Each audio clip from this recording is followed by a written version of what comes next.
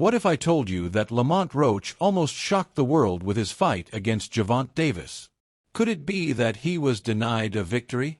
The boxing world was abuzz following this battle, which sparked controversy and raised unanswered issues. Was it a fair draw, or was there more to the story than what we witnessed in the ring?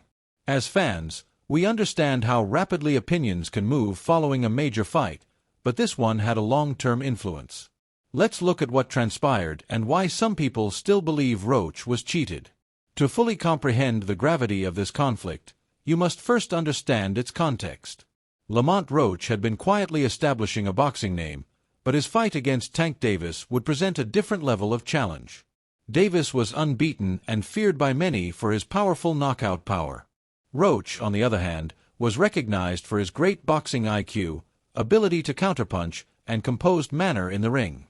However, there was more to this fight than skill. This was a fight between two fighters who had previously crossed paths, when they were younger and less experienced. It was known that they had met in the amateurs, and their rivalry dated back years. However, this time it was for all the marbles, in front of a worldwide audience, with no headgear or protective padding. This was real. Prior to the match, there were rumors in the boxing community that Roach knew Tank better than anyone else. Roach had been around Tank in sparring sessions, and some even argued that his former experience with Davis, both in their amateur fights and their time in camp together, offered him a special edge. Tank had fought many before, but Roach's knowledge with his technique and his attitude was something special. Could it be that Roach, knowing Tank's flaws and capabilities, would be able to exploit that inside information to pull off a big upset? Fans and analysts were both eager to find out. Tank used the expected strategy during the first few rounds of the fight. He was patient, waiting for his opportunity to land that big shot that would send Roach crashing to the canvas. But something surprising happened early on. Roach remained firm. He didn't back down from Tank's force. In fact, he seemed to take every punch Tank threw at him in stride, showing an incredible chin and an even stronger resolve.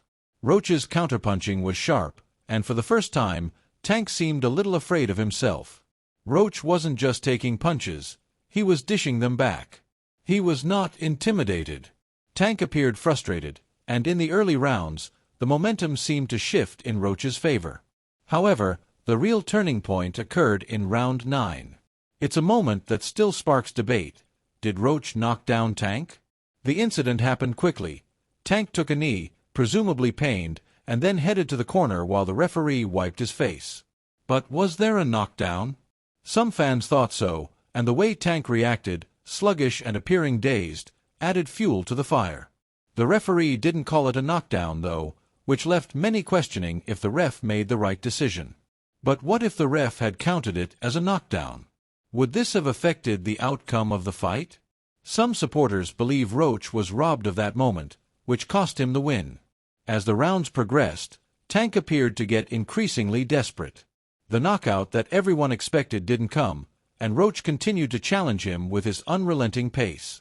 Tank's power was undeniable, but Roach's ability to take those shots and continue pushing forward was impressive. The late rounds saw Tank become more aggressive, throwing punches with more frequency, but he couldn't quite find the knockout he needed. Roach's heart and determination were on full display, and although Tank was landing more punches, Roach never seemed to lose control of the fight. After the final bell rang, the judges scored the fight a draw. But was it really a draw? Some believe that Roach should have gotten the nod, claiming that Tank's performance wasn't as dominant as everyone expected. And the controversy over the knockdown only added to the feeling that Roach had been unfairly treated.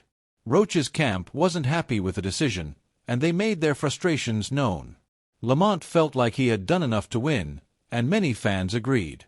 Tank, despite his unblemished record, wasn't the apparent winner in this one. The issue on everyone's mind was whether Roach had genuinely beaten Tank or whether it was merely another case of boxing politics. But what about the aftermath? In the days following the fight, the debate continued. Many commentators pointed out that Roach had done better than expected, but they also made it clear that Tank still had the upper hand in terms of raw power. In an interview, boxing analyst Sean Porter spoke about how Tank's knockout power was something no one could ignore. Once Tank landed a clean shot, the fight could be over in an instant.